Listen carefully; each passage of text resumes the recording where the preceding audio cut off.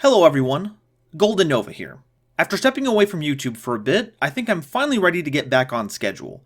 But considering recent events, I think it'd be pretty irresponsible of me to start things up again without doing my part to spread awareness and encourage action. The horrific death of George Floyd at the hands of malicious police officers, trained and enabled by a broken, corrupt system, has become a catalyst for Black Lives Matter protests across the globe.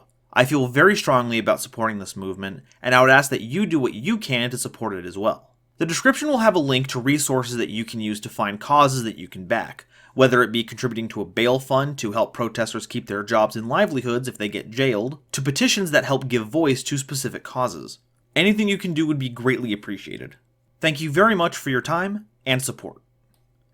Today's video is another milestone special. I continue to be flabbergasted by your support. It's been very encouraging to see the channel grow as well as it has, and it's put me in contact with so many wonderful people. From the comments on videos, to those that have showed up to the streams to chat, you've all been absolutely amazing, and I'm pleased as punch that I haven't had to really step in and curate any interactions, so thank you all for being such good sports. So, as per tradition, it's time for another subscriber special. Presenting GoldenNova's top 10 monsters with 400 attack points. But first, some housekeeping. To keep this video compliant with the rules and regulations laid out by the Online Opinions Protection Services, OOPS requires me to preface any top 10 video with the disclaimer that the content, and the sequencing thereof, is based solely on my own opinion. While power level and historical context do play a part in said opinion, it'll be graded alongside other ephemeral qualities, like silliness, coolness, and the measurements of their latest submission to the Homegrown Gourds County Fair competition. Also, quick reminder to please subscribe and like if you've enjoyed my content so far. These videos are a celebration of how far we've come, and there's still a long way to go yet. Thank you all very much for your help, and with that out of the way, let's move on to the list. Honorable mention, Naturia Rosewhip. This one is almost entirely a gimmick pick. It doesn't really have any notable history to speak of, but it is one of the funniest cards to summon off of Halqifibrax. Sure, you could summon Deskbot 1, go into Auroradon and make a powerful, impactful board, but wouldn't you rather summon a smaller Great Shogun Shien with none of the archetypal synergy? Of course you would! Besides, plants already run a ton of tuners, what's one more? Especially one that helps with synchro summoning in exactly 0 ways. Kind of makes you wonder why they made this thing a tuner in the first place, huh? Number 10. Dragon Buster Destruction Sword. Man, remember when this was the big thing to be scared of coming out of Dual Overload? Union Carrier sure did hype up some crazy card interactions, and the two big ones I can remember are the Thunderbird Infinite Negate board and the Destruction Sword Extra Deck Lock. Now, previously, this dinky dragon wasn't much to worry about. It's another example in a long line of powerful effects that are locked behind themes that can't use them properly. However, the card text makes a bit of an oversight. While its own effect only allows it to be attached to a Buster Blader, it only cares if it is equipped to initiate the extra deck lock. So when Union Carrier came along, promising that kind of power to any deck that ran Darks or Dragons, the fear was real. The good news is that the kinds of decks that could pull this off are usually weak to Nibiru, and fold completely against a single Eldritch removal effect. The downside is, well, the meta is now basically a deck that's very good at resisting Nibiru and Eldritch, all of whom make excellent usage of Halqifibrax. Seriously, is this guy gonna get hit on the ban list or what? Number 9. World Chalice Guardragon. Going from one adorable dragon with a metal toy to another, World Chalice Guardragon can easily be mistaken for another piece of cardboard fluff. But anyone who's had to sit opposite to it will tell you otherwise. What was at first a great way to extend plays in early World Chalice builds, this darling dragon became much more ubiquitous when Dragon Link hit the scene, pairing quite well with Ebe the World Chalice Justiciar as a way to keep recycling your normal monsters. However, aside from explosive play sequences, World Chalice Guardragon is still a pretty good card by itself. It works as a great hand trap that can stop things like Infinite Impermanence if the monster is linked, and if you run normal monsters in your build, hey, all the better. Just don't try keeping any of these as pets. They look cute, but they get really big. Number 8. Arcanite Magician. Okay, so this one is fudging it a little. While Arcanite Magician has a printed attack value of 400, the 2 spell counters it gets on summon, on top of its own effect, skyrockets it all the way up to 2400. But 400 is on the card, so it makes the list. And good thing too, because this card is outstanding. One of the most important things for a monster to do is give you back more than what you invest in it. This goes double for the extra deck, and this Dark Magician Disciple does not disappoint. By itself, it represents spot removal for 2 different cards your opponent controls, and while it only counts the spell counters on itself for attack, Arcanite can pull spell counters from anywhere for its destruction effect. Have I mentioned that that's not once per turn yet? Cause it's not. I know that modern Endymion lists prioritize fielding cards like Jackal King because you can use the counters for interaction during your opponent's turn, but it boggles my mind that they haven't teched in like a single tuner to make this on the play so they can wipe out their opponent's board. But hey, that's just me. I don't have a lot of practice with spellcasters, so I ain't a whiz kid. Number 7. Junk Converter. Am I the only one that thinks this looks like a sentient gameplay capture device? Anyway, this Junk Synchron enabler hasn't really had its time to shine, but I think that's a testament to how good some of its options are. I've already covered Junk Converter in a previous video, but to pare down what it does really quick, it's an effective card that gives you a very specific synchro climb, going from level 5 to level 8.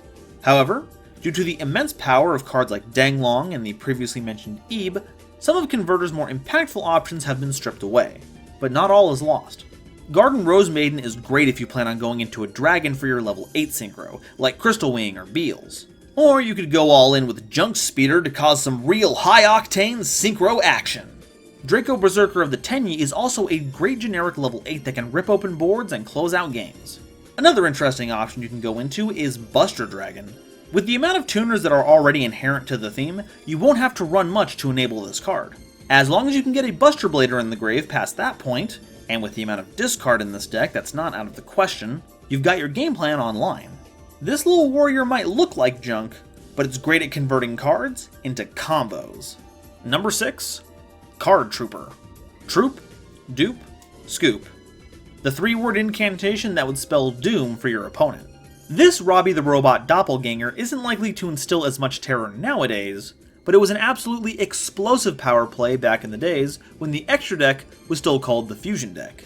And while many cards on this list have 400 attack and have good effects besides, Card Trooper is good partly because of its stats. When paired with Machine Duplication, you could mill yourself for 9 cards while putting 5,700 points of damage on board.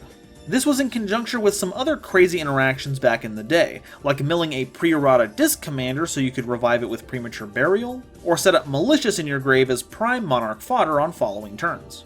This was in conjunction with other crazy interactions back in the day, like milling a pre-errata Disc Commander so you could revive it with Premature Burial, or set up Malicious in grave as prime Monarch tribute fodder on following turns. And destroying these card Crusaders would just float the owner a draw, so it was a win-win even after they'd shrunk back down to original size. This all seems pretty tame by today's standards, but in a format where OTKing was a lot less frequent and board building was a lot slower, this magnificent mech was part of a card troop that would begin to revolutionize dueling as we know it. Number 5. Cyber Dragon Core. You'd think that a stripped down version of one of the most influential monsters of all times wouldn't be very good, but it's recently been one of the best normal summons the player base has ever seen. With the help of Salamangreat Almirage, Core was one of the most powerful one-card enablers for a full Orchest combo. This versatility comes from a very not future-proofed effect.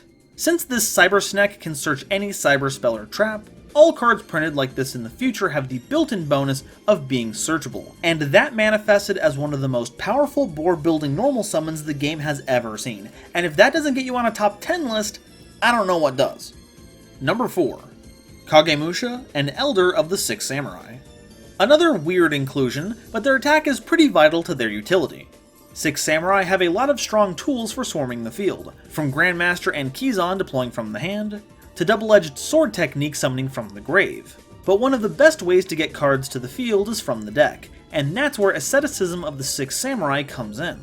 Despite having target requirements that sound like you have to jump through a whole 3-ring circus worth of hoops, the theme is balanced in such a way that a number of different matching attack pairs happen organically, and one of the staple pairs is summoning Elder from hand, then using Asceticism to summon Kagemusha, giving you the exact materials to synchro summon legendary Six Samurai Shien, leaving your normal summon free for other Six Samurai shenanigans.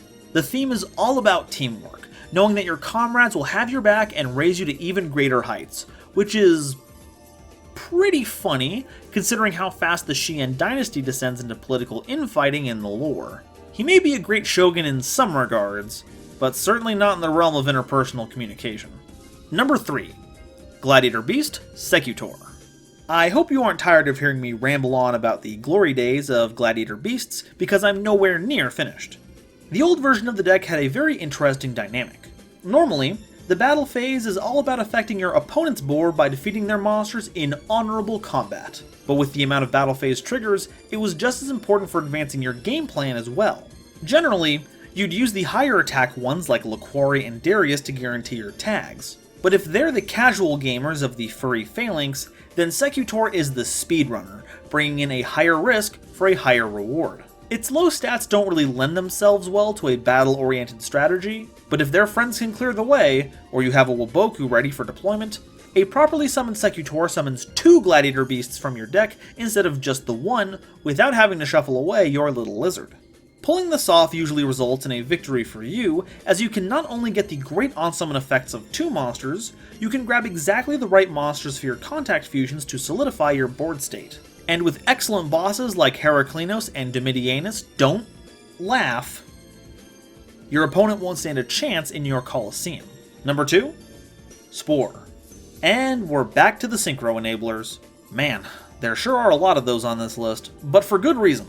In our very first subscriber special, Glow Up Bulb took the top spot because of how powerful of a tuner it was, from its level to its recursive nature, as well as its competitive dominance as the backbone of many plant synchro lists. And wherever Glow Up Bulb was found, Spore was sure to follow. This fuzzball with a kitty face is much more specific than the Eye Bulb, requiring another plant engraved to revive itself. But what it lacked in generic summoning requirements, it made up for in versatility. While starting its life as a level 1 tuner, you could banish a number of plants to fix its new level exactly the way you wanted it. Need a level 4? Banish a Lone Fire Blossom. Need a level 2? Banish a used Glow Up Bulb. Paired with a bevy of non-tuners that replaced themselves as well, Spore helped prop up a deck so powerful that it would often leaf their opponents in the dust. Number 1. But we aren't done with tuners just yet, because as prominent as Spore was, there's another that I feel is even more widely known, and arguably even more powerful. Plaguespreader Zombie. Plants have had a powerful stint as synchro enablers, that's true, but where the Floral Fighters have added Xyz themes to their roster in recent years, zombies continue to define themselves by the tuner troop, and Plaguespreader was the progenitor. The designers banked on its usage so much that they made no less than 3 synchro monsters that require its usage, and even printed Pain Painter, a card that becomes Plaguespreader on the field, as a way to meet the admittedly difficult requirements for Archfiend Zombie Skull. But even outside dedicated zombie lists, Plaguespreader would continue to be a staple of synchro decks for years to come. With an easy revival effect that Egypt Sabers would crib sometime later, and a level perfect for skipping along the even-numbered synchro monsters, Plaguespreader has definitely left its mark in the Tuner Hall of Fame. The go-to zombie tuner nowadays may be Unizombie, but I think it speaks to how good it was that it took a tuner with a Foolish Burial and a discard outlet attached to knock it off its pedestal. So that's why I'm proud to announce that Plaguespreader Zombie is the absolute best monster in Yu-Gi-Oh! With 400 attack. And that's the list. A big thank you to everyone once again for helping me get this far. It means so much to me, and I can't wait to try out even more new things for you all to see. Do you have any monsters you feel should have made the cut? And is there anything you're looking forward to seeing on the channel in the future? Let me know in the comments, and if you enjoyed, please make sure to click that like button. If you're new here, then hello, thank you for stopping by. My takes are usually this silly, so if you've enjoyed, please consider subscribing for more. Also, I've got a Twitter, so if you want to keep up with any updates, give it a follow there. Once again, thank you all so much for watching, and I'll see you next time. Bye-bye.